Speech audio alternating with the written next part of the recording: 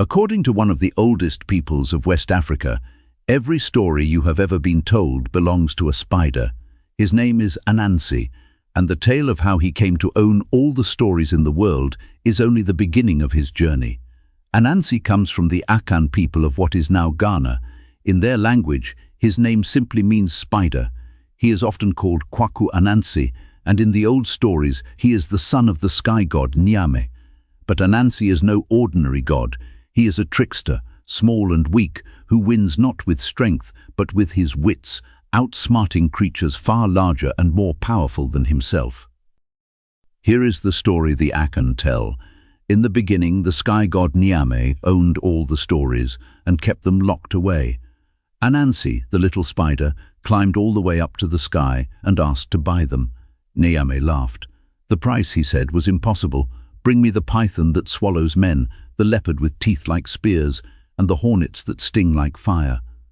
Great kingdoms had tried and failed, but one by one, Anansi caught them all, not by fighting, but by tricking each into its own trap. And so the sky god kept his word and gave the spider every story in the world. From that day, the Akan say, all tales are Anansism, spider stories. That is the folk tale. The real history is heavier. The Akan built one of the great kingdoms of pre-colonial Africa, the Empire of the Ashanti, in the forests of Ghana, and from the 17th century onward, ships came for its people. During the transatlantic slave trade, hundreds of thousands of Akan men, women and children were captured, chained and carried across the ocean. They were stripped of nearly everything, their names, their languages, their families, their freedom. But there was one thing the traders could not take, because it lived only in memory. The people carried Anansi with them across the Middle Passage into slavery. And on the plantations of the Caribbean, the little spider changed. To people who had everything taken by the powerful, a story about a small, weak creature who defeats the strong, not with force but with cleverness, was no longer just a children's tale. It was hope. It was instruction. It was quiet resistance. In Jamaica, where the largest number of enslaved Ashanti were taken, the stories were so treasured they became a genre of their own, Anansi stories. The scholar Emily Zobel Marshall has traced how, in Jamaica, Anansi became a symbol of cultural survival and resistance, the enslaved outwitting the master, exactly as the spider outwitted the sky god. The spider kept traveling. In Suriname and Guyana, he stayed close to his African roots.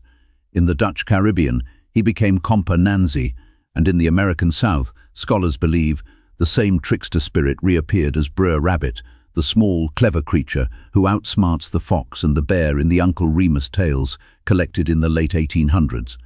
Some even called the storyteller Aunt Nancy, an echo of Anansi's name. I want to be honest that the exact line from Anansi to Br'er Rabbit is debated by scholars, not certain. But the pattern is unmistakable. Wherever the powerful ruled by force, the powerless told stories of winning by wit. And notice what Anansi asked the sky god for. Not gold, not power, not land. He asked for the stories.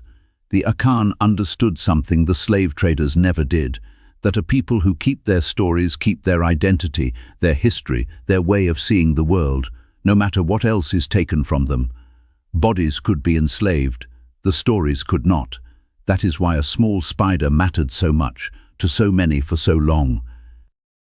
So the next time you hear a tale of the clever underdog who beats the giant, remember that it may be older than you think, and that it may have crossed an ocean in chains to reach you. Anansi still owns all the stories, and as long as they are told, he lives. So tell me in the comments, what is the folk tale your family carried, the one passed down that you would never let be forgotten? And if you want the next story the world almost lost, subscribe.